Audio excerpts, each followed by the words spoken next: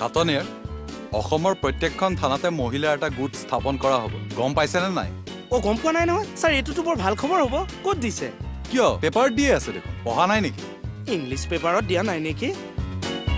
তাৰ মানে আপুনি ইংলিছ পেপাৰহে পঢ়ে নেকি হেডলাইনটো চাই এডিটৰিয়েলি সেইখিনি বস্তু চাওঁ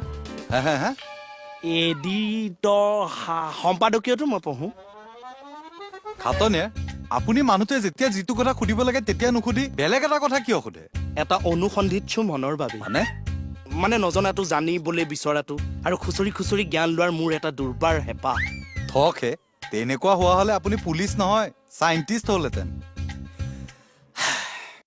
আশাও কৰিছিলোঁ ছাৰ চাইণ্টিষ্ট হোৱাৰ কিন্তু প্ৰথম বছৰ মেট্ৰিকৰ ছায়েন্সত মই গেৰ মাৰি দিলোঁ নহয় কিন্তু মই ভাগি নপৰিলোঁ ছাৰ একেবাৰে খৰচি মাৰি পঢ়ি পিছৰ বছৰ সেয়া ৰিজাল্ট ক্লিয়াৰ খালি সেই বৰ্ডৰ ফালৰ পৰা 5 নম্বৰ এটা অনুদান দিছে আৰু